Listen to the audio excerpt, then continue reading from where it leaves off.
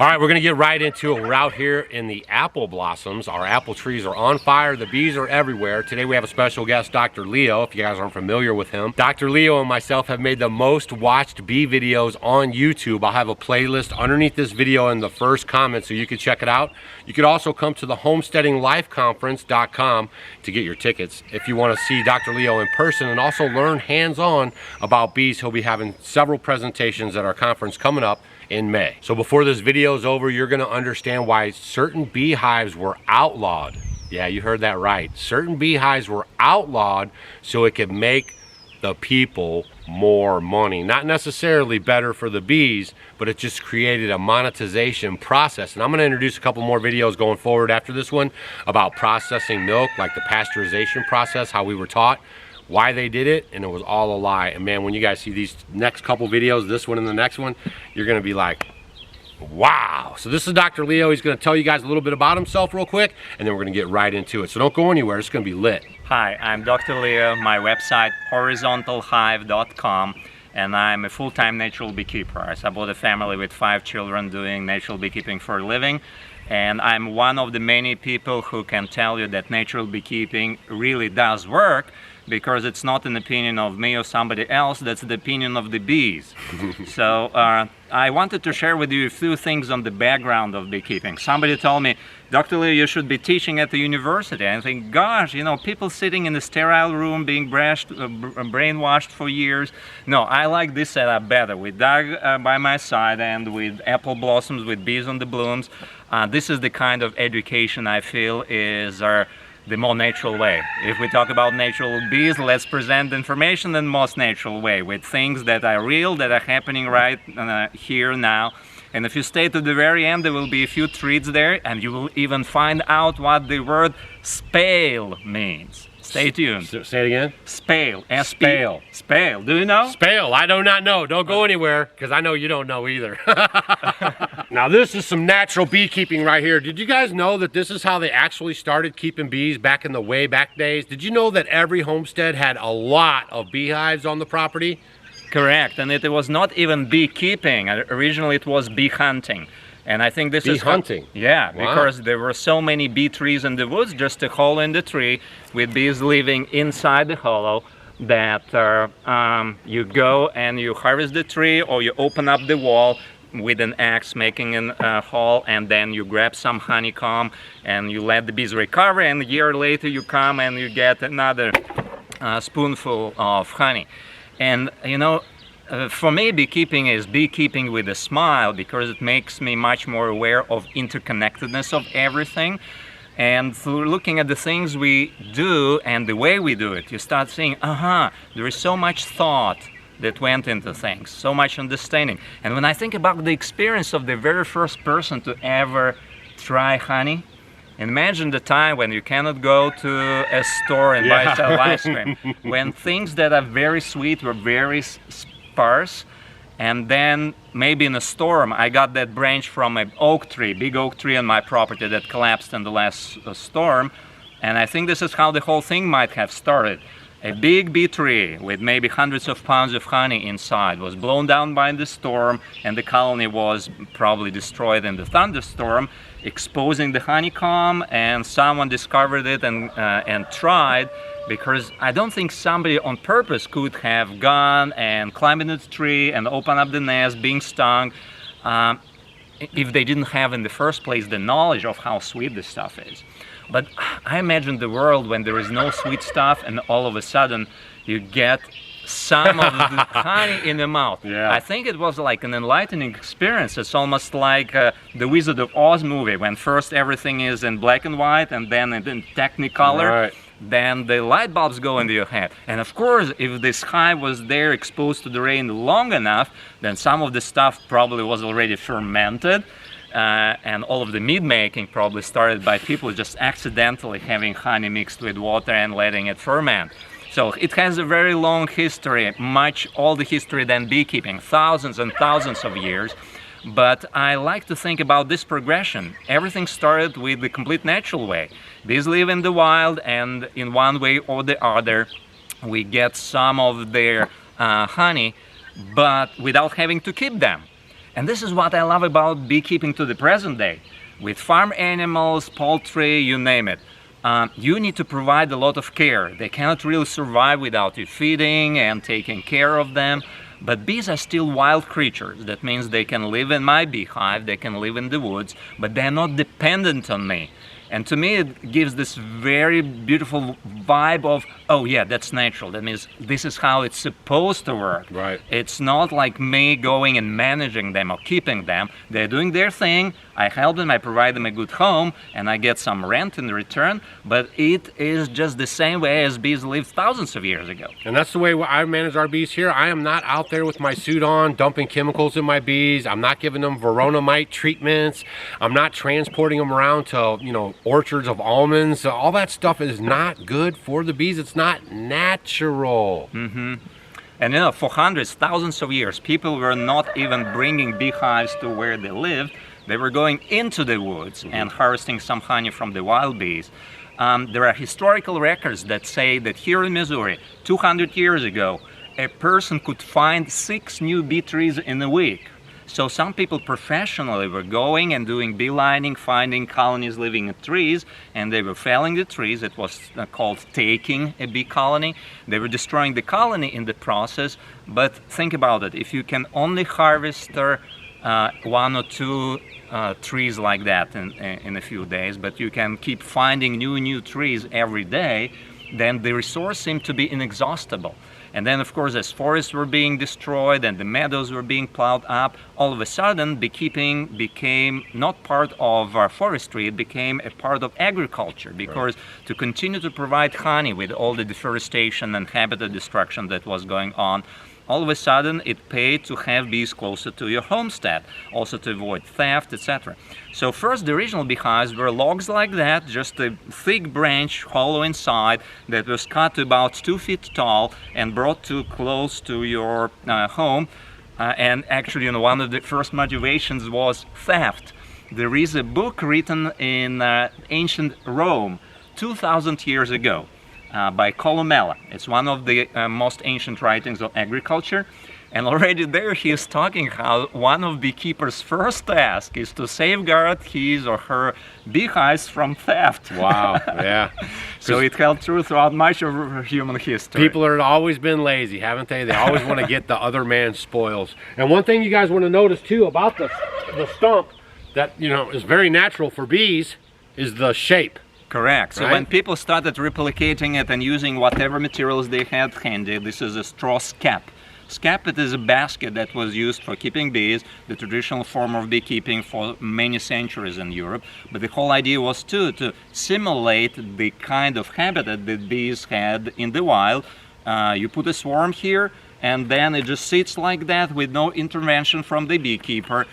It sits on a board with some entrance cut into the board so the bees can come and go. And once a year, you just pick the whole thing up and you flip it up, and there is honeycomb inside, and you take a crook knife and you cut out a few combs and you put it back on the stand and leave bees alone for another year. Sometimes they were killing bees in the process, and they were multiplying the number of hives during the summer, so that some of them they could sacrifice and harvest completely, and others go through the winter. But keeping bees in horizontal hives, the great book by Georges de Liens that I translated from French, it has a chapter on keeping bees in this. And even though he was an inventor of a frame hive, where you have honeycomb in the frame, he was very much in favor of using these traditional ones because he saw that bees stay healthy there, and even the shape of it allows for temperature regulation and ventilation in a much more natural and convenient for the bees way compared to the rectangular boxes. Now you might be asking yourself, like, why haven't you seen a beehive like this in America or anywhere in the Western world, right? When he tells you this next bit of information, it's going to click. And this is going on in all aspects of our life. Why don't we see these beehives, Dr. Leo? Okay, I need to bring another hive here and to show you, right? Okay. Get ready for this. All right, in the middle 19th century, an American beekeeper, Pastor Langstroth, he figured out the spacing between the honeycombs that would allow you to put bees in boxes with the frames that could be removable. So instead of allowing bees to build wild comb in a basket like that you open and everything will be built in different directions and it's all messy, you cut it out and put it back. But Langsdorff realized that the natural spacing of honeycombs is somewhere between 1 3/8 of an inch and 1 1/2 inch, which allowed him to develop the hive that still bears his name, a box with the frames that can be removed and put back. A big step forward, you would think. One of the manufacturers of woodworking equipment, Root, he licensed the manufacture of this hive. And he also started a beekeeping journal called Gleanings in Bee Culture. So he was the manufacturer of frame hives, and he was also controlling information, like what's putting out there for beekeepers to read. And he was one of the people that were instrumental. Imagine that, he was instrumental to the banning of They banned this size. Of course, they couldn't do it themselves, but the legislature in all of the different states will ban the use of traditional hives that were very economical. Anybody could afford it. Like you have a saw, you go into the woods, you cut yourself hollow branches, and you have the setup for the whole apiary. You don't have to order any equipment from anybody. And if someone says, oh, it must have not been productive, well, no, go and read the statistics. When I was presenting in Kansas, I stopped by the State Library in Topeka, in the Capitol building, and they have the agricultural section with records going back to the end of the 19th century. So you look up beekeeping, and you realize that 130 years ago, honey production in Kansas was exactly the same as it was today. Wow. In the time when they were only using hives like that, or log hives, or box hives, they were just, nailing a box from boards, but there were no any frames to make it cheaper. These box hives were extremely productive. You'll read in the records, people were harvesting literally tons of honey. A famous beekeeper of the time, Queen Bee, was harvesting 8 tons of honey. Imagine 16,000 pounds of honey using hives that didn't even have frames on them. They were just boxes, rectangular boxes. So this is a proven method that was used for centuries. It was productive, it was helpful. Nobody was writing about bee disease back at the time. There was some. Like in any natural system, there were some diseases and some bees were dying. But listen, it was so sustainable that it went on for centuries like that. You catch a swarm, put them in the home, leave them alone, harvest some honey, come back a year later. And what's amazing, how could you ban a system that's so tested, that's proven for centuries to work? Because that just shows you it's all about control and monetization. That's No, but doing. how? What excuse would you have? The most amazing excuse that they came up with was it was done in the name of honeybee health. Right. They were It's saying, always in the name of safety, security, and health. Isn't that amazing? It's all there in these publications, in the laws. The laws are still in the books. Today in this country, and it's the only country in the world, land of the free, when you don't have the freedom to keep bees in traditional beehives. In the name of bee health, their theory was, okay, if bees live there and they have a disease, you as the human is responsible for removing comb there, expecting it to disease, and if you find some kind of bacteria, you need to medicate them to keep them healthy in this scap and to prevent the spread of this infection to other beehives. And they were saying, okay, if you have a bacterial infection and you cannot easily remove honeycomb for infection, then it would be killing the rest of the hives, not only yours, but your neighbors. And because it affects your neighbor, your freedom ends where another person's freedom begins. So you have no right to poison other people's beehives and spread infection. So in the name of fighting infection, we'll make these illegal. And it worked back then. Now, the most interesting thing is, for centuries, people were handling it, and bees were actually more healthy than they are even today, with all of the chemicals, etc., used today. You ask a beekeeper, I ask a commercial beekeeper, if you stopped medicating your bees, if you stopped feeding your bees corn syrup, what level of mortality would you have? That beekeeper who has thousands of beehives honestly told me, if I stop treating my bees against raw mites, giving them antibiotics and other stuff, I would lose 85% of my bees in a year. Like, everything will be gone. So where is this argument of 100 years ago that you need to ban traditional forms of beekeeping in the names of honey health, Well, if it was true, then today our bees would be much healthier than they were 100 years ago, but the opposite is true. And that's exactly the same analysis with our healthcare system, y'all. Look around you. But I digress. All right, so this was the first hive here. This is the typical hive you see on most bee lots. It's the horizontal or the vertical hive, goes straight up in the boxes. I started off with this hive because I learned from mentors that were teaching me, you know, what they learned. And that's another problem too, is that if you keep teaching the bad stuff and the students keep teaching it, then the good stuff, the natural stuff gets put off, right? So we're trying to bring back the natural beekeeping, teach you guys that, you know, you don't need chemicals for your body, you don't need chemicals for your bees. We're made in the most highest image. This is all by design, and we don't need to really meddle. Yeah, and you know, I would like also to mention that George DeLeance, author of Keeping Bees in Horizontal Hives, was writing something that was very insightful back in the 19th century. You can keep bees in any hive model very successfully. That's not the point. But you cannot be a successful beekeeper if you do not know what you are doing. Right. And for him, it was not the technical knowledge of how to move frames. He was talking about understanding bees as a living system. If you understand them, if you respect them, then the hive model does not really matter as much. I know natural beekeepers who use the Langstroth hives very successfully. 50 years of keeping them natural ways. Yes, you can remove combs, but many of the other aspects of the bee's lifestyle stay the same as they would be in a tree hollow or in a skep. So it's not like this model is bad. I'm not saying that. I'm saying that you need to understand with any improvement, and this is what Leyens was saying 100 years ago too, any progress may solve one problem, but it may also be creating 10 other problems that you need to be aware of.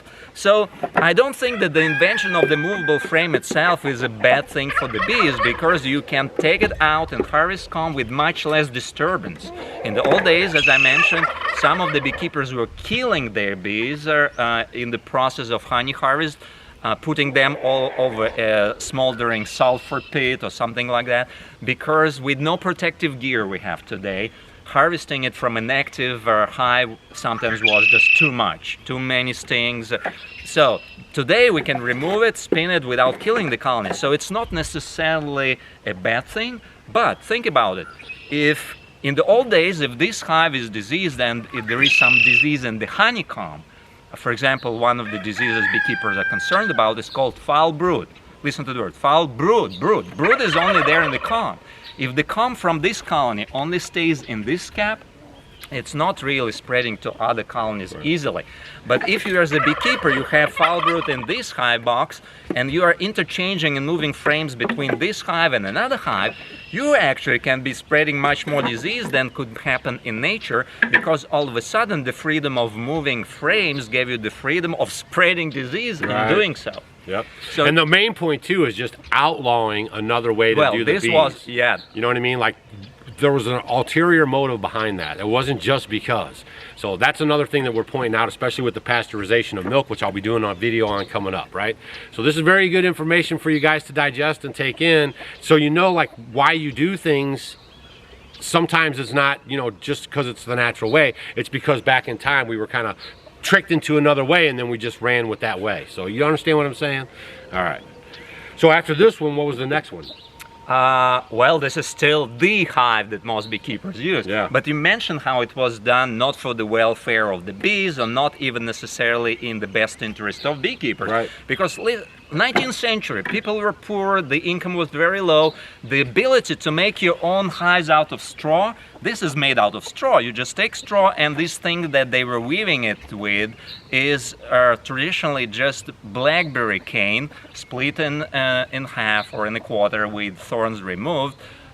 So you push it through a horn, cow horn, and you twist it into a rope, and you weave everything together. So doing something like that on your farm, or just cutting a piece of hollow log at no expense, was very advantageous. And in there, so but I wonder if we could track the bee decline of people, you know, keeping bees, apiaries in the yard.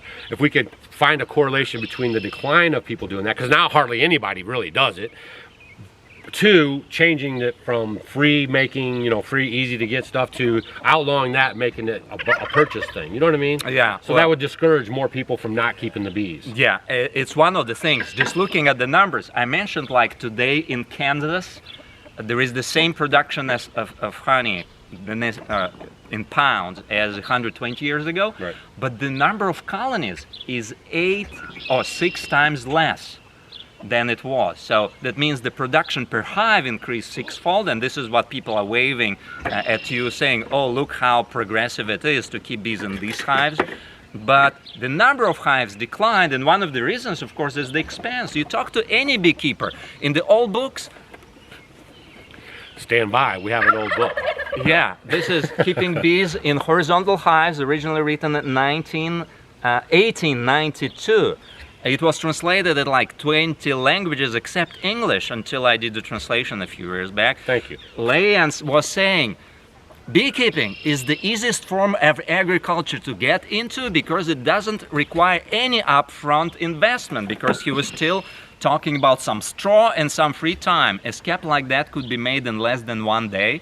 So very little expense. Now, you talk to any beekeeper today, it can become very expensive hobby or occupation, not only because of the cost of the equipment, but because bees were artificially bred in controlled environments and tried to be domesticated to produce the kind of the breed that now you have to replenish or buy again every spring. Just about, yeah. Exactly, like you buy a package of bees that already experienced the poisons of almond blooms in California, and then they're being put to packages and sold to you. They are disposable bees. They were bred and then artificially they were propagated on sugar instead of their natural diet. They come to you with compromised immune system. So you buy a package of bees like that, put them in a box, and then many beekeepers have to buy another package the following spring because the one you got did not survive the winter. That happened over and over for us when we first started keeping bees. And like he said, they come from California. Look to see where your bee guy is mailing your bees from. If you buy a nuke, see where it comes from, because a lot of it comes from like all the way from California. California bees are not going to live good in our environment where it gets cold and all these different things are going on in the environment. Heirloom bees, that's where you want heirloom bees. And local bees. That's the local bees. Yeah. You want to catch your swarms. We're going to explain that to you here in a minute, but that's what you want to do. You don't want to order them off the truck. I call them big pharma bees, and you don't want the big pharma bees. They are, and they're very expensive, and the swarms that fly here for free are much healthier and much hardier, and they are better acclimated to where you live. Yep. And you know, in the spring, this time of the year, I feel there is love in the air, there are swarms in the air, and if you ask me, it's the same thing. That's true. Okay, so yeah, talking about history, we need to backpedal first, because there was a transition between fixed comb hives, skeps, and lock hives that we talked about, and before the frames appeared, there was a model of the hive. It's called the top bar hive. This is when people figure out the spacing, and it was done in Greece several centuries ago, but because there was no internet to share the information, the same approach was probably reinvented several times in different places, maybe independently. But somebody figured out the spacing of honeycombs in natural colonies and came up with the setup where bees are given just a bar or a block of wood, and it is primed with wax here, so the bees start building their honeycomb here. And then if you got the spacing right, then each of these bars would have a honeycomb hanging off that bar, which enable people to keep bees in boxes, in baskets, but with removable bars, and in which case you could harvest honey without disturbing the whole of the colony and without destroying the whole of the colony. So these hives were either vertical, you can put one box over the other, but if they all have slats of wood from which bees build the comb, then it becomes easier to harvest and to manage. And this is called the horizontal top bar hive. Some people think it's a very ancient model, but it is not. It was developed in the 1950s to take to Africa, to the communities who couldn't afford the modern equipment, But you know what? These people are still using non-movable frame hives to the present day, because even the cost of this setup is so much more than taking some palm leaves and putting them in a cylinder and putting some mud or cow manure on top of it to create the cylindrical kind of hive they used in Africa for several thousand here. But this is a nice setup for someone who wants to keep it as natural as possible. But it works best in warm climates. I got this as a gift from a beekeeper in Texas because the box is relatively shallow and bees don't have as much vertical space for wintering. I would not venture to keep bees in this style of hive far north, because bees move vertically up much easier in winter than horizontally from one comb to the other. But in the south, again, as I mentioned, you can be successful beekeeper with any hive model of your choice.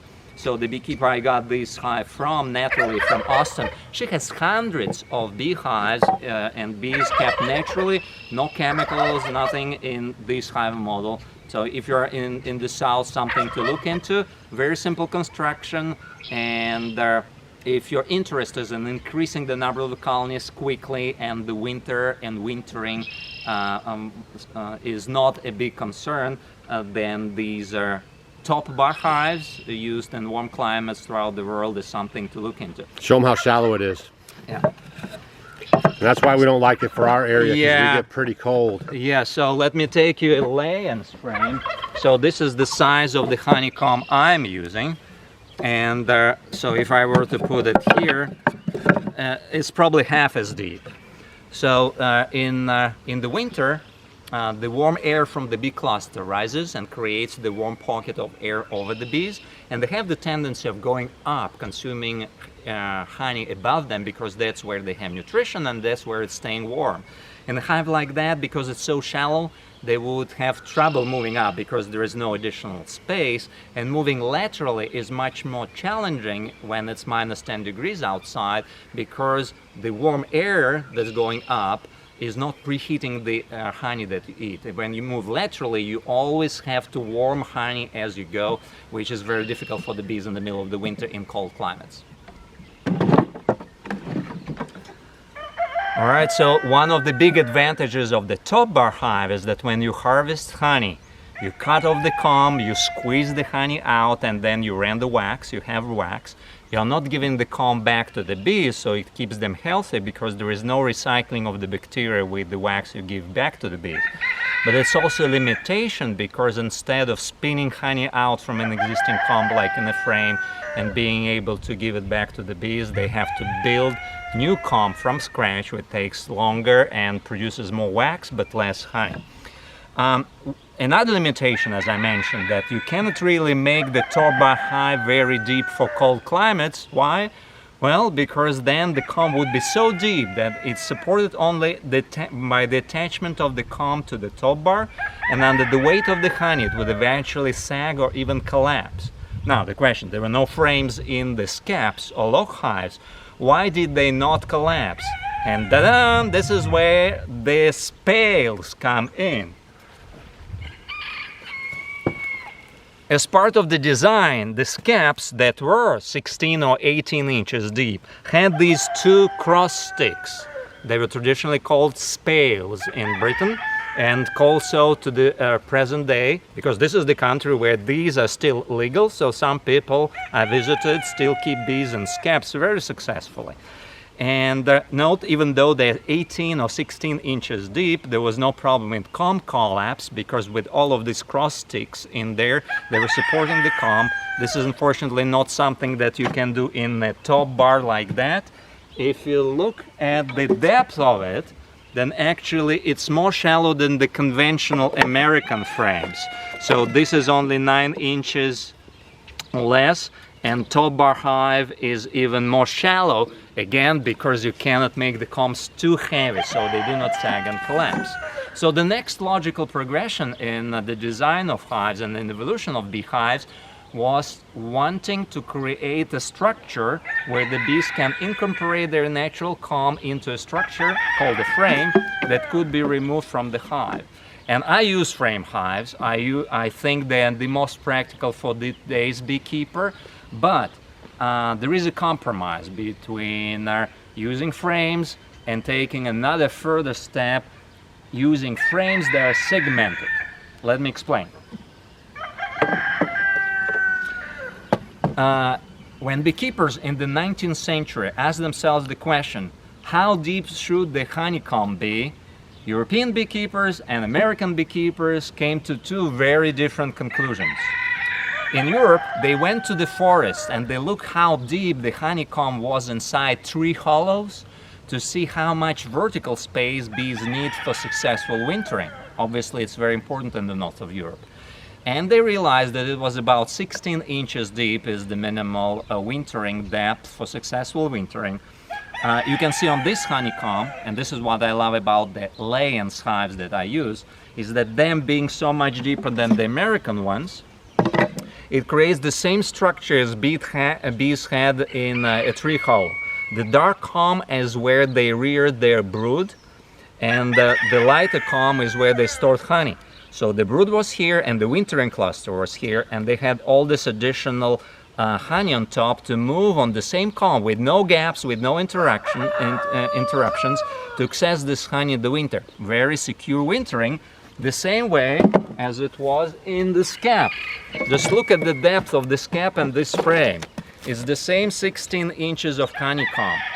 For centuries, people knew in Europe that this is the depth that they needed for keeping their bees in touch with honey all through the winter.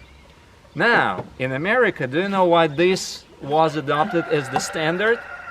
Well, this was adopted by the standard because this was less expensive to manufacture. The boards that are 16 inches wide, even though they existed in the time, were very expensive. Joining two boards 8 inches wide into one board 16 inch wide was expensive, but using lumber that was 10 inches or 12 inches at the time was more economical. And by the way, even the depth of the box has decreased since the 19th century. The famous dead-end hives mass-produced in this country were 12 inches long. Now you go to their website and they only make the ones that are 9 inches long. Do you know why? Well, because 100 years ago 12-inch lumber was standard, so they were making boxes 12 inches long. It was much better for the bees than 9-inch deep frames. But then as big trees were being cut down and very wide lumber became more expensive, they just switched over to more shallow boxes, and there are boxes that are even more shallow. And today beekeepers winter their bees are in two boxes like that. This is called the Langstroth hive, so you have two levels of frames. And yes, correct. So they're shooting for exactly the same setup that European beekeepers figured out from the very beginning. But when you use two frames for wintering, you have that big gap, which is the top bar, then the gap, and then the bottom bar of the next comb. All in all, there will be almost 2 inches of space between honey here and honey here. And guess what? The small bee this size doesn't know that there is additional honey in the upper box. So in very cold weather, when they reach the top bar of the lower frame, because of this gap in the availability of honey, it can happen that the whole cluster will stay on the lower frame because you move up and there is no honey. They don't know if they keep moving there will be more honey. So the farther north you go, the less desirable this setup is in terms of the success of wintering. So this is where, for me in my beekeeping was, yes, I do want to use the frames because they're easy to work with. I can save honeycomb and give it back to the bees. But I do want to preserve the same design that would be more compatible with how bees live in the wild, narrow and deep, so that can create the same kind of dynamics inside the beehive today that I use the horizontal Layens hives as they had in skeps and in natural tree hollows. And with this, I just need to be more careful because when bees build comb, it is first this color, almost white. Then gradually it becomes darker and becomes yellow, then it becomes brown, and then eventually it will become almost completely black. So if I were allowing these kind of comb to stay in the hive for several more years, then it could create potential infection problems, because this creates the medium where bacteria can thrive. So to compensate for the use of frame, I just have the policy of melting down the very old comb like that and rendering wax, so that bees always have the ability to build more fresh comb like they would do in nature. So we talked about the different hive models, but the bees themselves, as Doug mentioned, is the other part of the story that is even more important. I never bought a single bee. You know, if somebody tells me, to get into beekeeping, you need to buy a beehive and you need to order a package of bees or a nucleus of bees, well, it's one option. But I never did. We went from 0 beehives to 50 beehives in a few years without ever buying a single bee, a queen, or never worrying about non-local bees being brought in the area that are not acclimated, that go through honey reserves in the winter too fast, that are not frugal, etc. You need to work with local bees. So where do they come from? As part of my setup, I use small boxes that are called bait hives that I will show you in a second.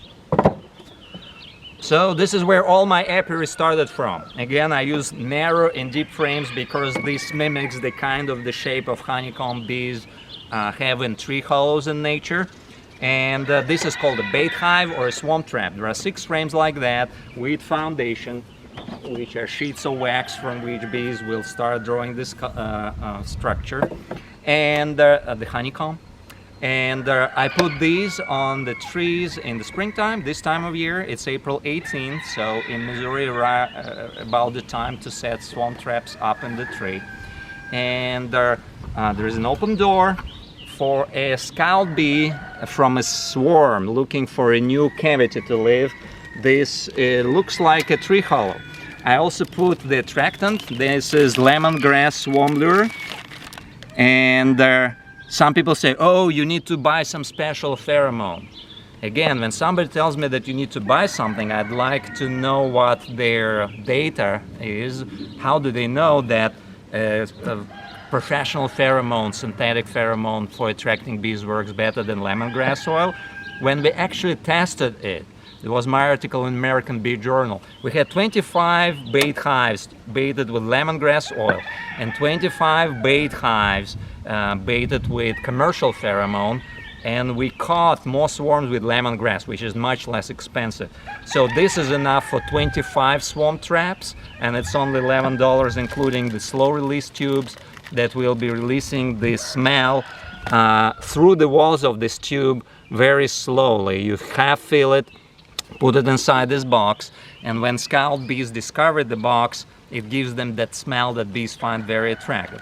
So for 40 cents per baited hive, you can have it baited with lemongrass oil that we showed in experiments, control experiments, to work even better than the commercial expensive stuff that's 10 times more expensive. So I take a box like that, put a few, actually 2 of the tubes with lemongrass oil inside, hanging on the tree this time of year, and all the beekeeping I've done started there.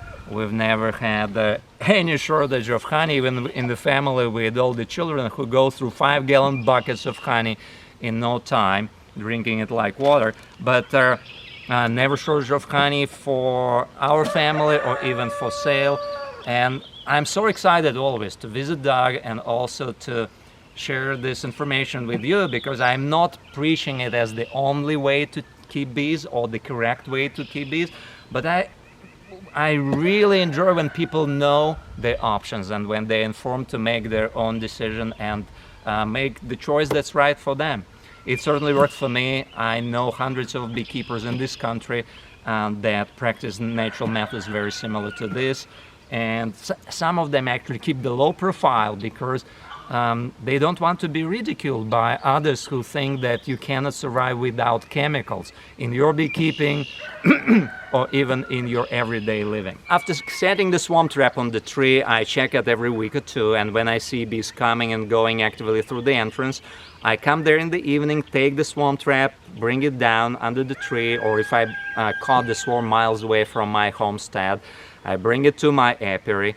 And then I transfer these bees, the free locally adapted swarm that arrived, into a horizontal hive. This is one I brought that has 14 frames, but I have longer models too, anywhere from 12 to 20, depending on where you live and how abundant nectar is in your location.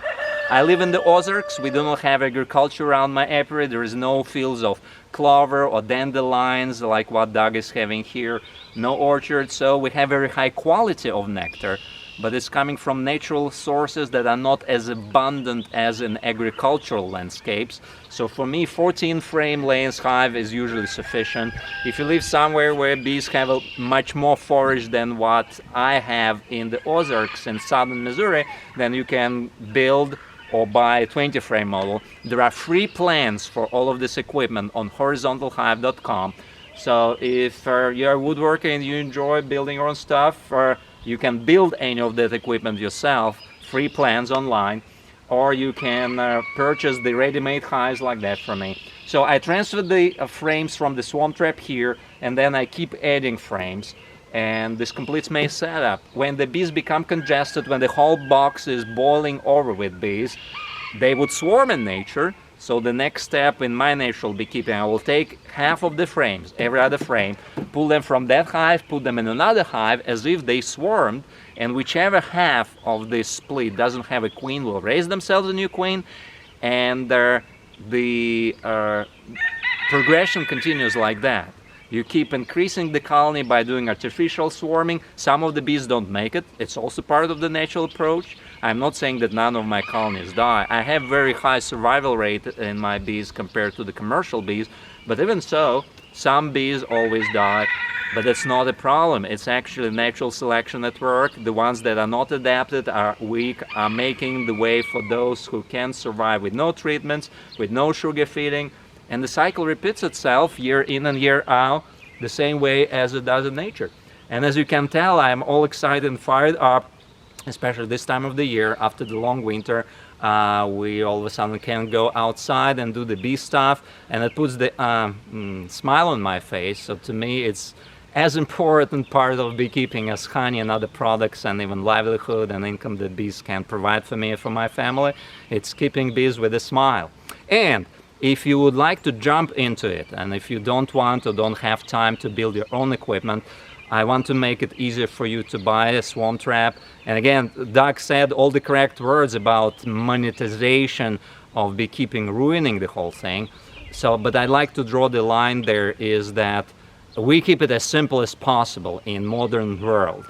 You can build your own stuff for free, but if you'd like to buy just the essentials, I don't need and I do not have a 200-page catalog for your beekeeping needs. There are simple tools like a swarm trap, frames, a beehive, swarm lure, and there is not much more that you need. So if you'd like to support our work in natural beekeeping and get some of the natural beekeeping equipment from horizontalhive.com, you can use the coupon code OFFGRID, all in one word, OFFGRID, from today is April 18th, 2025, until May 15th, just before the conference. Come to the conference in Vandalia, Missouri, but just before the conference, May 15th, 2025, is when this coupon will expire. Off-Grid will give you 7.77% off your purchase at horizontalhive.com. I like this number, 777. Thank you for supporting us. Thank you for watching Doug's channel. And I know that if you watch it after the coupon expires, you can feel like you missed on something. So to sweeten that pill, I want to leave you with something that will never expire. A piece of poetry that I wrote in the car when driving to make this video with Doug today. It's illegal to use cell phones in Missouri while driving, but it is still not illegal to write poetry in your car when you are driving. So here it is, for what it's worth. It is this time of the year, love is in the air, swarms are in the air, and if you ask me, it is all the same, like standing on the mountain and you do not dare to open your eyes.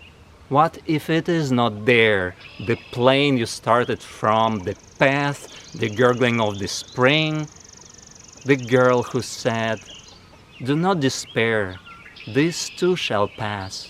I'll meet you there When flowers ring with bees, when swarms are in the air, love is in the air, and we've lived long enough to greet the spring. Thank you. My good friend Dr. Leo, if you enjoyed this video, give it a thumbs up. If you found valuable information with this video, share it with your friends, right? Thanks for watching, and we'll see you guys at the Homesteading Life Conference in 30 days. homesteadinglifeconference.com.